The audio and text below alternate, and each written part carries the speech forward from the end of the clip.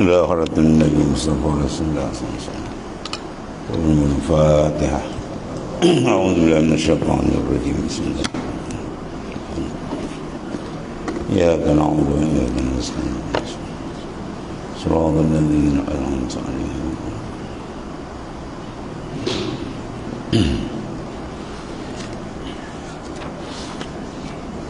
Soal boleh.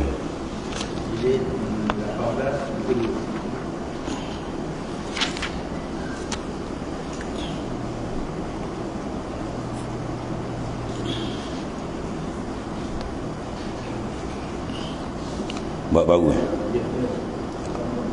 Bismillahirrahmanirrahim. Abwaab sifatil jannah. An Rasulullah sallallahu alaihi wasallam, bermula segala bab menyatakan sifat syurga. Dan di sini tempat bicaranya dan semuanya hadis daripada Rasulullah SAW. Allahumma ja'alna min ahliha. Amin. Warzuqna min na'imiha. Ya Allah, Tuhan, jadikanlah kiranya kami daripada ahlinya dan beri kami rezeki daripada segala nikmatnya. Babu ma jaa fi awwali zumrati tadkhulul jannata ala suratil qamar. Bab yang pertama ni menyatakan hadis menunjukkan awal-awal puak ataupun gulungan yang masuk syurga atas rupa bulan.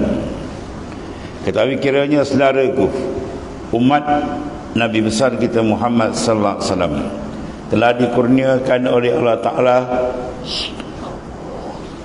setuah-tuah umat, mana umat yang paling bertuah,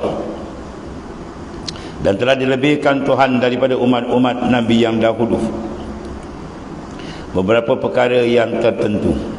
Satu daripadanya sebagaimana disebutkan dalam hadis Nabi sallallahu alaihi wasallam, nahnul akhiruna awwaluna yaumal qiyamah.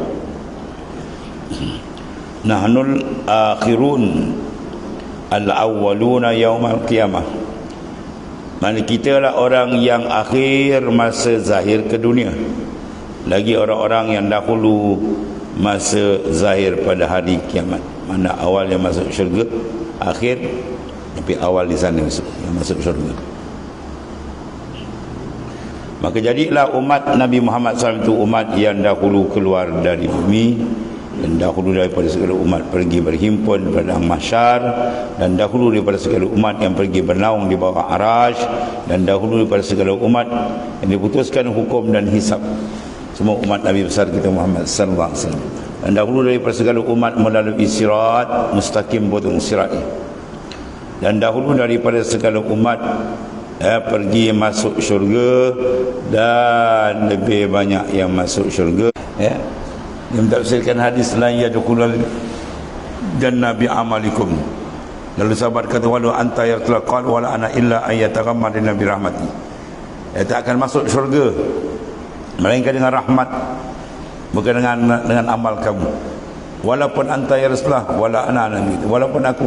Tengok ini hadis lagi, kalau umat sahabat masuk syurga, Rasul lillaulaka maka nanti pula kalau tidak kena engkau yang muat, aku tak jadi ke langit bumi ni. Yang besar martabat Rasulullah SAW. Ni tengok ni, tak dibenar Rasul melainkan Rasulullah dulu. Pada akhir zaman kasirul khutaba wa qalilul ulama. Banyak yang cakap agama tapi yang betul faham agama kurang. Baru Ustaz Daud juga kata dalam Malaysia ni aku perhati 2-3 orang ulama ada tidak. Dahulu daripadanya ada. Tak dibenarkan siapa mendahului Rasulullah SAW ke syurga, melainkan pintu syurga tak akan dibuka melainkan Rasulullah masuk dulu. Ya. Jikalau Nabi-Nabi lain sekalipun demikianlah datang pada khabar-khabar hadis. Jadi maknanya apa? Dia baca hadis tapi tak faham hadis, betul dia cerita ke orang. Ini masalah. Hadis itu nak ceritakan masuk syurga dengan rahmat, bukan maknanya Nabi tak jamin syurga. Kalau sahabat ada jaminan, itu dipanggil mimbabil aula, lebih utama. Maka kemudian daripada itu masuklah umat Nabi besar kita Muhammad SAW dengan berpuak-puak, berikut-ikutan dan bersab-sab masuknya. Maka puak yang pertama masuk syurga dengan cukup ya, perhiasannya dan mukanya gilang gemilang seperti bulan purnama 14 hari bulan. Bukan makna rupa dia macam bulan. Tan ala kulli zaujatin sab'una khullatan yabdu buhun sakiha min waraiha. Hasan sahih. Diriwayatkan daripada seorang sahabat bagi Nabi sallallahu alaihi wasallam, namanya ialah Sayyidina Abi Sa'id Al-Khudri radhiyallahu anhu. Daripada Nabi sallallahu alaihi wasallam telah bersabda, ia bermula awal gulungan yang masuk syurga, puak awal, atas rupa bulan pada malam purnama 14. Bermula puak yang kedua atas rupa yang lebih elok daripada bintang yang mengerlip di langit. Lagi tiap-tiap laki-laki yang masuk syurga, daripada mereka 2 isteri daripada perempuan lain, daripada segala bidadari lagi. Banyaklah kan? Tapi tak bergaduh. Sana tak ada tuan. Ya, dicabut semua tu. Ya, sifat hasad, dengki semua tu tak layak dalam syurga. Semua sifat tu dibuang. Mereka bermesra dan hati yang seronok. Betul, orang kalau bini lebih tanya apa yang seronok bila dia mesra. Dia slow, kalau dia bercakap dia pening kepala. Ya, itu di antara kemesraan. Tak jadikan bidadari.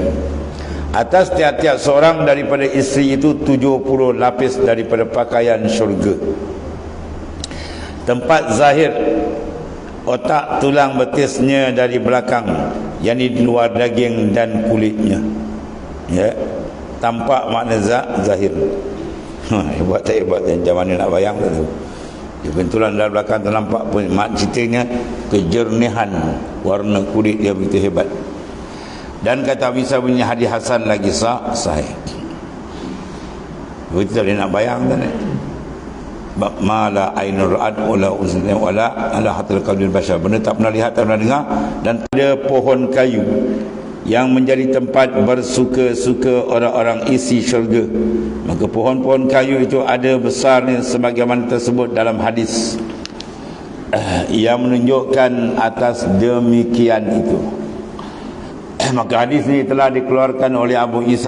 La sajaratan yasirur rakib fi zilliha mi'ata sanatin. Hadis sahih. Anda kata benda di sana tak boleh nak masuk, akal kita tak boleh nak tangkap.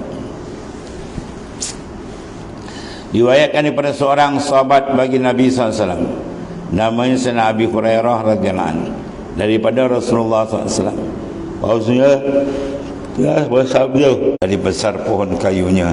Mereka tersebut dalam hadis seumpama dikeluarkan oleh Abu Isa Tirmizi dengan katanya An Abi Sa'id. Mana tadi? Situ. Sajaratun yasirur rakib bi zilliha mi'ata amin la yaqta'uha wa qala zalika zil al mamdud. Hadis hasan, atas sahih. Diriwayatkan daripada seorang sahabat bagi Nabi SAW, namanya Abu Sa'id Al-Khudri radhiyallahu anhu. Dari Nabi SAW sabda, dalam syurga itu satu pohon kayu yang besar, boleh berjalan penunggang kuda dengan memecut kudanya yang tangkas menjajahi bawah pohon itu selama 100 tahun. Tiada terhabiskan perjalanan dan ya, jajahannya, makna jajahan itu, pencarian itu, pusingan tak habis lagi, makna besar lagi. Dan sabdanya ini nawangan yang panjang sebagaimana tersebut di dalam Al-Quranul Karim juga. Bataharrakatil sajarah bikulli lahwikana fid dunya. Diriwayatkan kepada seorang sahabat bagi Nabi SAW, namanya Abdullah Ibn Abbas radhiyallahu anhu. Katanya bermula bayang-bayang yang lanjut itu dipanggil Zilul Mamdud. Ya, itulah teduhan dia bayang yang luas. Satu pohon kayu dalam syurga, berdiri atas batangnya, besarnya kadar boleh berjalan penunggang kuda yang dipecut Dia pada naung itu 100 tahun. Masya Allah.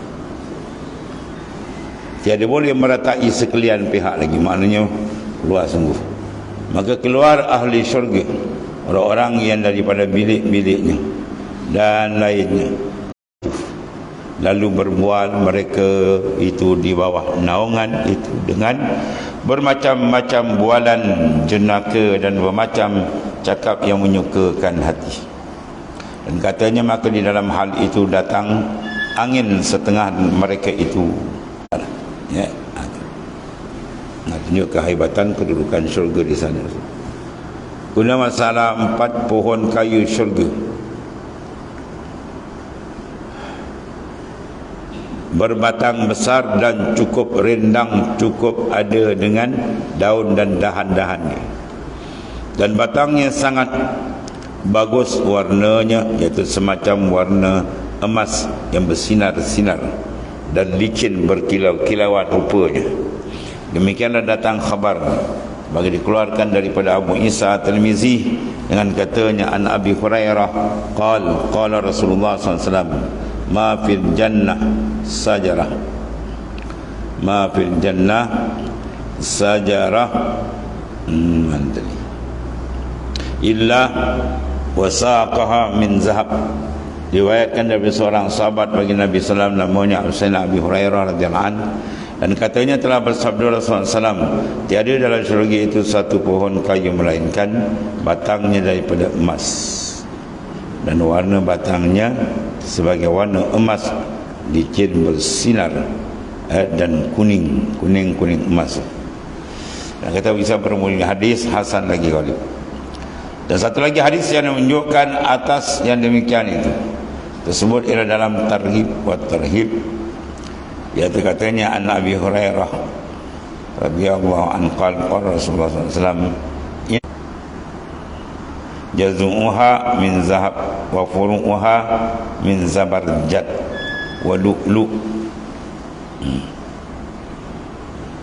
fatahubalaha ar-rihu batas tafat ya al-lazzu minhu.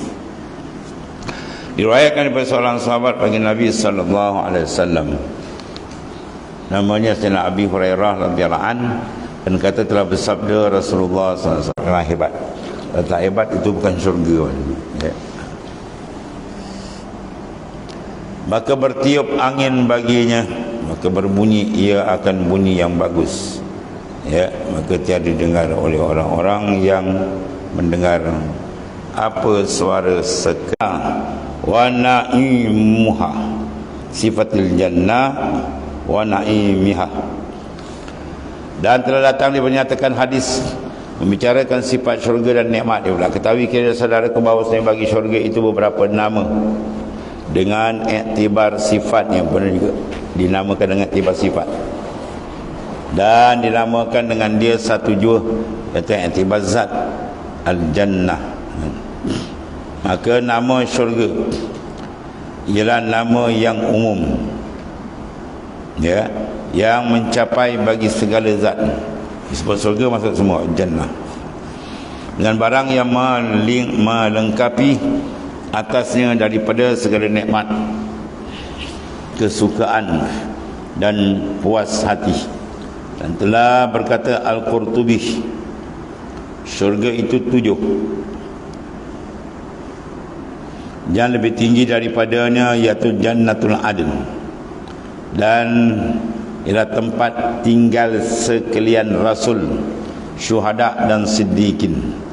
Dan mengiringi dia Jannatul Adn, itulah pada darajatnya Jannatul Firdaus ya, sini letak Jannatul Adn tinggi. Dan ialah taman-taman di tengah-tengah segala syurga yang lain daripada syurga Aden, dan yang lebih utama kemudian daripada itu Jannatul Khuldi, kemudian Jannatul Naim, kemudian Jannatul Ma'wa, kemudian Jannatul Darus Salam, kemudian Darul Muqamah. Setengah daripada ulama membagikan syurga itu iktibar kekal, dalamnya itu 3 syurga. Iktibar pembagian ini. Pertama, syurga ketentuan dari Tuhan, itu dipanggil syurga yang dimasukkan dia oleh budak-budak dan ahli fatrah. Karena orang yang tidak dosa lagi lah budak kecil. Kedua, syurga ialah kesukaan yang dicapai akan dia oleh tiap-tiap orang yang masuknya daripada orang-orang mukmin. Tempat-tempat yang ditentukan bagi ahli neraka. Kalau masuk mereka akan dia, ya, kalau neraka tu masuk patut, tapi dia tak masuk ke neraka, dia ambil umum yang dapat. Ketiganya syurga, dia panggil syurga Al-A'mal namanya. Tempat tinggal di situ oleh orang-orang yang, ya, orang-orang dengan sebab amalan dia. Amalan tu, amalan yang sebagainya. Kebanyakan dalam hadis kan, siapa beramal macam dapat, siapa amal ni dapat. Maka siapa ada, ia lebih utama daripada orang yang lain pada segala macam kelebihan. Ahli bagian daripada syurga itu lebih banyaknya, sama ada ia orang yang berkelebihan lagi daripada yang dilebihkan atau tiada ia atas lain daripada kelebihan pada ini makam dan ini hal. Maka tiada daripada satu amal melainkan ada baginya syurga. Ya, satu amal tu syurga dia juga macam-macam, masya-Allah. Dan jatuh berlebihan antara aturannya daripada segi kira kemahuan hal akwal mereka itu. Maka setengah syurga itu semacam mana berkendak engkau mengetahui akan dia dan mengetahui barang yang disediakan dalamnya dari segala maknanya boleh baca akan di dalam Al-Quran. Banyaklah dia. Kerana tidak ada di belakang keterangan Tuhan itu keterangan yang lebih lagi. Dan baca olehmu firman Allah Ta'ala, waliman khafa maqama rabbih jannatan. Ini dua pula sini. Sampai akhir suratul Rahman. Dan baca suratul Waqiah. Dan lagi daripada segala surah. Dan jangan engkau hendak ketahui, dan jika engkau hendak ketahui tafsil segala sifat syurga daripada hadis-hadis Nabi sallallahu alaihi wasallam, maka terlebih boleh perhatikan sekarang tafsilnya. Kerana kemudian daripada engkau tatap dan perhatikan atas jumlah-jumlahnya, maka itu pun tafsil yang dikatakan tafsir. Sebab pun dikatakan begitu kerana macam mau diliputi oleh pengetahuan kita. Mana kita kalau nak tahu semualah akan syurga itu atas jalan tafsir yang hakiki. Padahal Tuhan telah berfirman, fala ta'lamu nafsum ma ukhfiya lahum min qurrati a'yun. Dan tiada seorang mengetahui akan barang yang aku taruhkan. Ma ukhfiyah, mana aku sembunyikan. Aku amanah khafi, mana apa, taruh sembunyikan lah. Bagi mereka itu daripada itulah penyejuk mata hati, qurratu a'yun, syurga antara bidadari lah. Dan syurga-syurga tu berbagai-bagai ada. Habis. Dan pula tersebut dalam hadis Qudsi a'datul ibadiyah salihin ma la ainun ra'at wa la uzun sami'at wa la khatara ala qalbil bashar. Telah aku sediakan bagi segala hamba yang saleh-saleh barang yang tiada pernah dilihat oleh mata dan tiada pernah dilihat oleh tengok oleh telinga dan tidak pernah terlintas dalam hati manusia. Punya hebat dia. Allah. Maka disebutkan sifat-sifat syurga pada setengah ayat-ayat Al-Quran dan setengah hadis, dan memberitahu dan memberi ingat juga. Dengarlah satu hadis menerangkan sifat syurga itu telah dikeluarkan oleh Abu Isa At-Tirmizi dan katanya an Abi Hurairah radhiyallahu an qulna ya Rasulullah sallallahu alaihi wasallam ma lana iza kunna indaka ya raqqat qulubuna wa zahidna fid dunya wa kunna min ahli al-akhirah fa iza kharajna min indika fa anasna ya ahadina wa sami'na auladana angkarna anfusana faqala Rasulullah sallallahu alaihi wasallam law annakum takununa iza kharajtum min indi kuntum ala halikum. kuntum ala khalikum zalika lazaratkumul malaikatu fi buyutikum walau lam tuznibu laja Allahu bihalqin jadid kai yuznibu fayaghfiru lahum. Kemudian qala qultu ya Rasulullah mimma khuliqal khalq qal minal ma' qulna al jannatu ma bina'uha qala labinah min fiddatin wa labinatun min zahab ya wa milatuha al mis al azbar wa hasba'uha al-lu'lu' wal yaqut wa turbatuha az-za'faran man dakhalaha yan'amu wa la yab'asu wa yakhludu wa la yamut la tabla siyabuhum wa la yanfa syababuhum.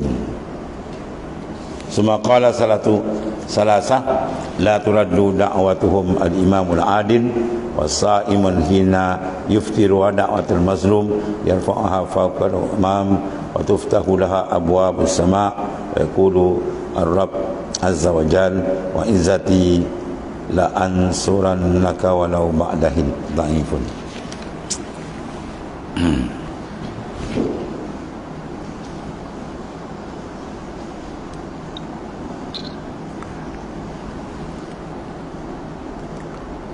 Diriwayatkan daripada seorang sahabat bagi Nabi SAW namanya Abi Hurairah dalam katanya telah berkata kami ya Rasulullah SAW, kenapa kami apabila ada kami hadir di sisi Tuhan hamba mendengar apa ajaran dan nasihat Tuhan hamba ya jadi lembut hati kami, Masya Allah ya, dan tak mahu akan dunia lagi dah. Macam hebat punya penyampaian baginda SAW. Dan biar jadi kami daripada orang-orang akhirat berbuat amal ibadat dengan bersungguh-sungguh hati menunjukkan sebagaimana ajaran dan nasihat Tuhan hamba itu. Maka tiba-tiba bila keluar saja sekalian hamba daripada sisi Tuhan hamba, maka kami bercampur ya mesra dengan anak isteri di rumah ya, menguruskan hal makan minum dan berak kencing macam-macam, dan melatih mengajar, dan ya kami cium dan kucup anak-anak kami, dan kami dindingkan dan nyanyikan, dendangkan kami, dendangkan dan melalaikan daripada menangisnya dan sebagainya lah.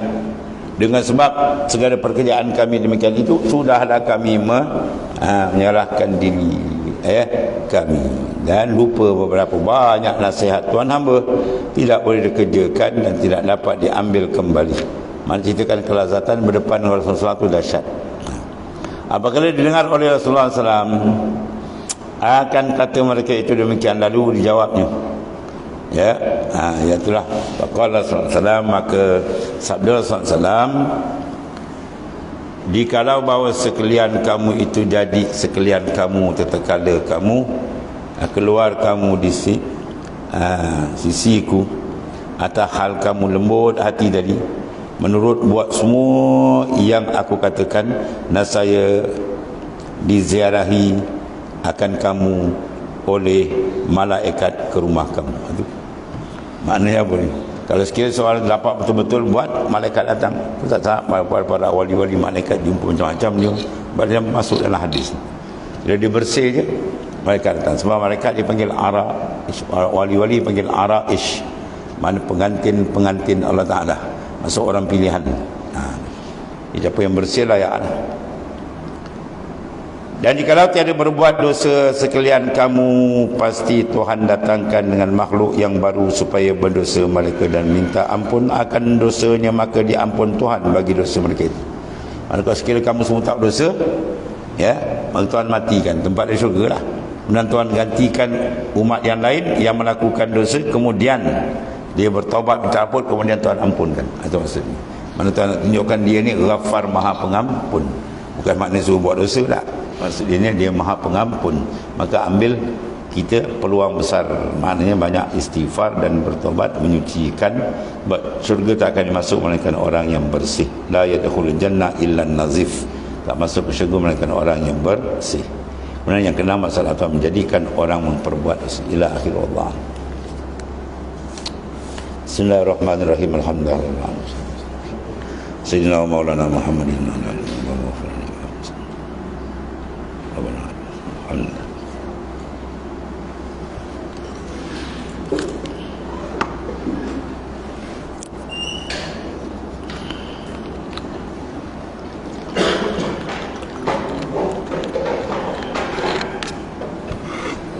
Bismillah.